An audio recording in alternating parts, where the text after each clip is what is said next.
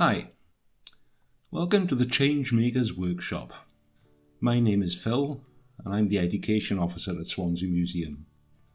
This short film is going to get you thinking about how the world around us changes and how important words, photographs and art can be in that change. Now, if you lived 200 years ago, you'd not be sitting in a warm, comfortable school. You would not actually be a child, you'd be a small adult. By the age of 8, you'd be working in a very dangerous factory or coal mine, and you'd be working for 12 hours a day, not 6, like in school. The fact is, over time, the world we live in changes and moves forward. People come together with ideas for improving our lives, or ideas to make things fairer for everyone. These can be local campaigns, national or international. What do we mean by a campaign? Well, maybe you've been involved with one, such as increasing recycling in your school or reducing the energy you use in your school. Before social media, you could get your message out via maybe a t-shirt. This child's t-shirt is from 1987 and says Save Swansea Museum. At the time it was looking like the museum may have to close, but local action resulted in Swansea Council agreeing to take it over.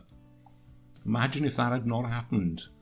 No school trips to the museum to do World War II and the Romans, and for those who have been with their parents on a weekend, no mouse hunt.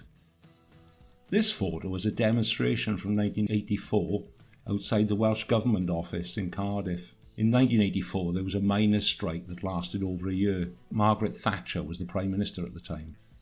Miners' families were living on, very small income for over a year. And some years earlier she was in charge of education and she stopped free milk in schools. Talking of school, do you know that up to 1985 teachers could hit you with sticks? In 1991 the government signed the Children's Rights Convention. So society usually moves forward and progresses, but sometimes people try to go backwards. In this case, in 1994, a childminder in Sutton in London wished to exercise her right to hit the children she looked after. A good cartoon can be a great way to get your voice heard and your point across. She lost the case, by the way. Another campaign which is still trying to change the law is to lower the voting age. Currently it's 18. Many young people want it lowered to 16. Do you think you should have the vote? These are 3 young people who believe it should be lowered. And this billboard with the graffiti was for an election encouraging people to vote. And someone has sprayed paint across the bottom saying lower the voting age. Which do you think, the photo of the 3 young people or the graffiti has more impact? Up until just over 100 years ago, women did not have the vote either. There was a long-running campaign.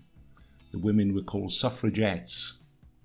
This poster is in the museum. It's over 100 years old. Posters are a bit different today, usually less words and more colourful. And this is a suffragette with a placard, being carefully watched over by a police officer. The placard is demanding Parliament change the law now to give women the right to vote.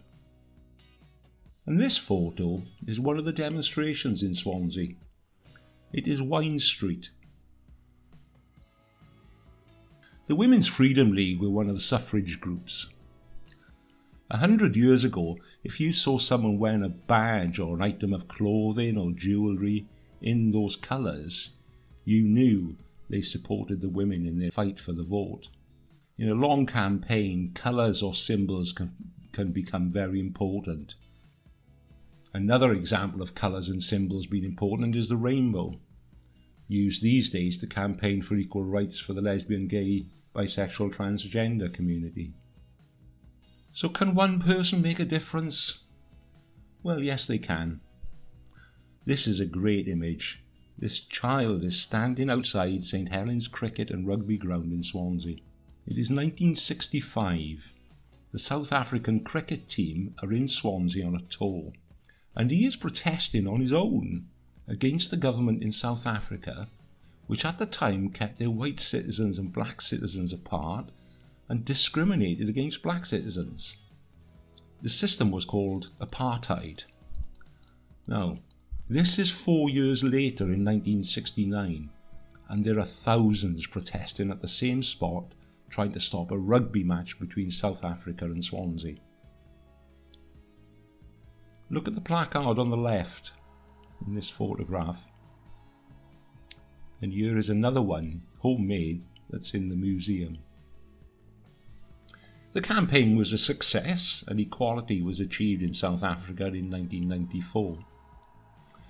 However, discrimination still goes on, racism still goes on, and people are still campaigning for justice, as can be seen in this last photo of the most recent demonstrations in Swansea in support of Black Lives Matter.